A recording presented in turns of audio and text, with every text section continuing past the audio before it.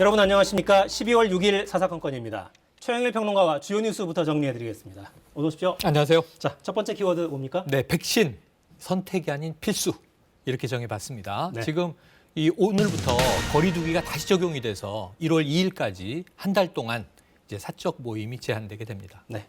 일상 회복 간신히 첫 발을 뗐는데 네, 추가로 한 발을 더 떼는 데는 일단 잠깐 멈춰 있습니다. 그렇습니다. 김부겸 총리 발언 직접 들어보시겠습니다. 방역 패스는 부당한 차별이라기보다는 공동체를 보호하기 위해서 우리 모두가 함께 지켜야 할 최소한의 약속이다 이렇게 판단하고 있습니다. 오미크론의 위협이 점차 가시화되고 있습니다. 아직 실체가 정확히 규명되지는 않았지만 전파력이 눈에 띄게 높은 것은 분명합니다. 지역사회 내의 추가 확산만큼은 반드시 막아내야 합니다. 백신 접종은 더 이상 선택이 될 수가 없습니다. 어르신, 학부모님, 청소년 여러분의 적극적인 동참을 다시 한번 간곡히 호소드립니다. 네, 백신은 필수라고 하면서 구체적으로 좀 집었네요. 어르신, 학부모, 청소년. 네, 그렇습니다. 여기서 이제 고령층은 사실 부스터샷을 필두로 해서 많이 맞으셨는데 다시 맞아야 하는 시기가 돌아온 거고요. 성인들도 지금 이제 얀센을 맞은 분들은 부스터샷 대상이고 이미 시작이 됐습니다. 그런데 중요한 건 10대입니다. 그러니까 부모들은 자신과 가족을 위해서 맞았지만 이 아이들의 접종은 좀 꺼리는 경향이 나타나고 있어서 접종률이 낮은 거거든요. 근데 10대 감염률이 지금 급격히 증가하고 있습니다. 따라서 지금 이제 방역 당국에서는 10대 청소년들의 백신 접종 강하게 권고하기 시작했습니다. 네. 그러니까 부모님들이 좀 걱정이 있었죠. 네. 그러니까 중증화율은 낮은데 네, 혹시나 맞았다가 잘못되면 어떡하나. 부작용에 대한 우려. 네, 걱정이 있었는데 필수라고 재차 좀 강조하고 네. 있어요. 오늘부터 4주간 지켜야 할 방역 수칙도 좀 정리해 볼까요? 예, 그렇습니다. 아까 잠깐 말씀드렸지만 사적 모임 제한은요. 이제 수도권 10명에서 6명이고요. 그리고 비수도권도 12명에서 8명으로 줄었습니다. 방역 패스가 강화됐습니다. 이번 한 주는 도입 기간이라 계도 기간으로 뒀지만 다음 주부터 엄격하게 볼 텐데요. 기존에도 유흥시설이라든가 실내 체육시설 또는 이제 노래 연습장 이런 곳은 적용이 됐었죠. 목욕장도 그렇고. 그런데 이제는 확대 적용입니다. 백신 패스가 이 카페, 식당, 학원 그리고 이제 이러한 여러 곳에 다중이용시설에 적극적으로 도입이 되다 보니까 아까 말씀드렸던 10대 학생인데 백신 접종 안 했는데 학원에 못 가잖아요. 사실상 의무 아니냐 이런 불만도 있지만 그만큼 백신 접종이 필요한데 무엇보다 미접종자 본인을 위해서 방역 패스가 중요하다라는 당국의 일침입니다. 네. 지금은 영업시간 제한 같은 건 없는데 네, 앞으로 2, 3주간 잡지 못하면 생길지도 몰라요. 그렇습니다. 앞으로 2, 3주 중요합니다. 맞습니다. 자, 오미크론 변이 확산 상황 좀 정리를 해보죠. 네, 오미크론 변이 지금 국내에 많이 퍼지고 있습니다. 12명이었거든요, 확진자가 2배 늘었습니다. 12명이 추가돼서 현재까지 오미크론 확진이 된 분들이 24분이고요. 여기에 지금 의심 환자들이 10여 명 더 있습니다. 거기다 검사 대상은 더 많고요. 그런데다 이제 우려가 되는 게 인천 미추홀구 교회에 방문했던 10대 중학생이 안산에서 확진이 됐어요. 여기까지는 경기도인데 충북에 사는 이제 우크라이나 국적의 70대가 인천 미추홀구 교회에 방문했다가 돌아갔는데 충북 확진자가 나오면서 이제 N차 감염이 비수도권으로 퍼지기 시작했다. 우려가 높아지고 있습니다. 지금까지 접촉자 수, 역학조사 상황 이건 좀 어떻게 진행되고 있습니까? 그러니까 항공기 내 접촉자도 있고요. 그리고 지금 걱정되는 게 외국인 유학생들인데 서울대, 외대, 경희대 학생들도 지금 의심 환자로 아직 확진은 아니지만 의심 환자군으로 분류가 됐고 그리고 항공기에서 접촉한 뭐 승무원이라든가 혹은 이제 탑승자라든가 100여 명 정도가 되는데 이 중에 밀접 접촉자를 분류하면 지금 아까 말씀드린 대로 한 10명 정도가 의심 환자로 유전체 검사를 받고 있습니다. 네.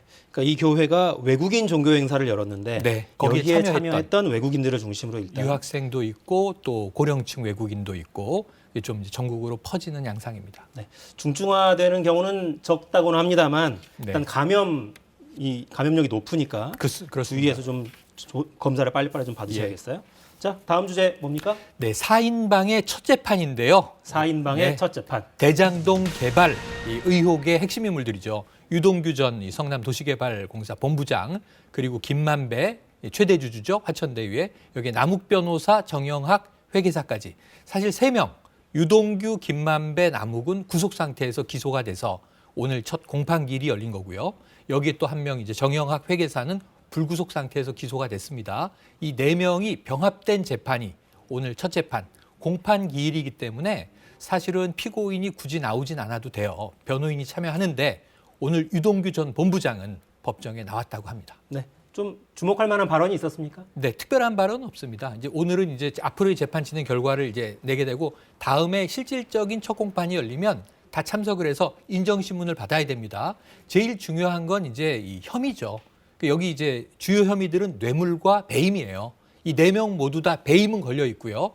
유동규 전 본부장은 공직에 있었기 때문에 뇌물을 받은 혐의, 그리고 이제 김만배 피고인 같은 경우에는 뇌물을 공유한 혐의, 그리고 이제 정영학 회계사는 불구속이지만 배임의 공범이다. 이러한 혐의들이기 때문에 지금 크게 보면 성남도시개발공사에 이들이 651억 원의 손해를 끼쳤고 갈 수 있는 이익을 빼돌렸고 여기에 1,100억 원대의 추가 이익을 더 이제 빼돌려서 배임 혐의가 적용된 거기 때문에 무려 1,800억 원대의 배임이 이제 혐의로 들어가 있는데 재판에서 이것이 어떻게 전개될지가 귀추가 주목되는 양상입니다. 지금 저희가 그래픽을 보여드리고 있는데 정영학 회계사 혼자 지금 불구속 상태로 네. 재판을 받고 있죠. 그렇습니다. 그러니까 녹취록을 제공하는 등 수사에 좀 협조해서 그랬던 수사 건데. 협조했는데 국내에는 이 뭐 우리가 FBI 영화에 나오는 것처럼 플리바게이닝 어떤 양형이나 이것을 딜하는 제도는 없습니다. 하지만 이제 일종의 배려로 협조적인 경우에는 뭐 불구속을 유지한다든가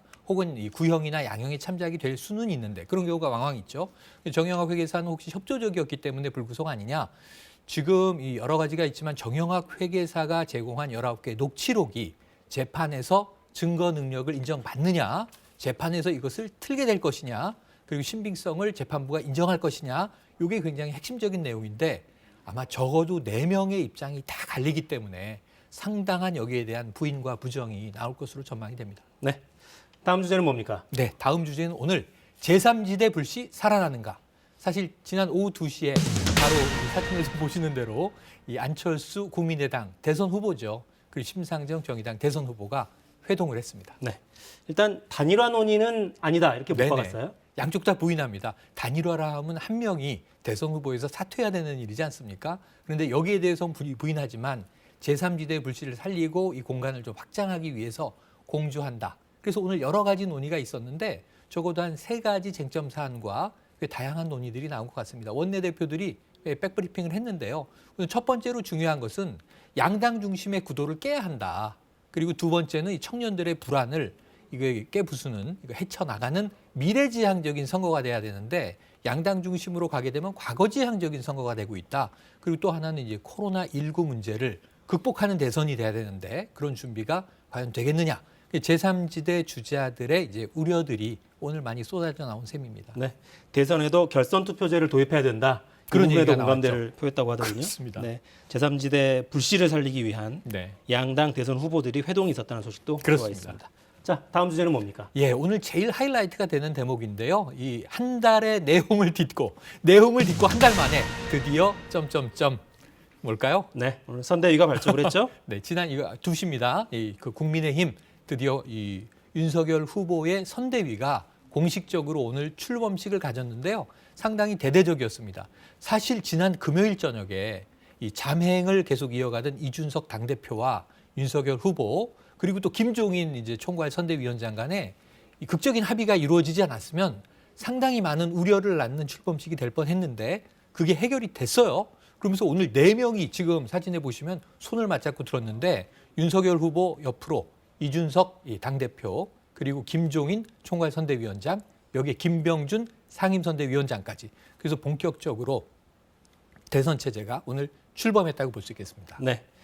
후보가 확정된 지 거의 한 달 만에, 그러니까 한 달이 조금 넘었죠. 5일에 확정이 됐었으니까 오늘 선대위 본격적으로 출범하고 체제에 들어갑니다.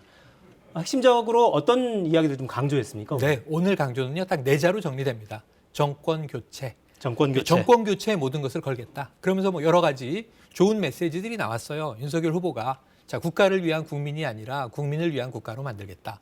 또는 지금 정권이 계속 앞으로 재창출되고 유지된다면 자유민주주의가 사라질지도 모른다. 뭐 이런 이제 강한 또 메시지를 내기도 했는데 그래서 결국은 모두 이제 통합선대위가 힘을 모아서 모든 세력이 힘을 모아서 심지어 오늘 방점을 어디다 뒀냐면 청년과 합리적인 진보 세력까지를 끌어들여서 이들을 핵심 축으로 해서 우리가 정권 교체를 이뤄야 한다. 그러니까 외연 확장에 대해서 굉장히 강한 입장을 표방한 거예요.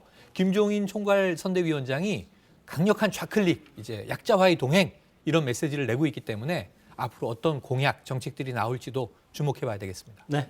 국민의힘 선대위 발족 소식은 이어지는 여의도 사사건건에서 더 자세히 다뤄보겠습니다. 최영일 평론가 수고하셨습니다. 고맙습니다.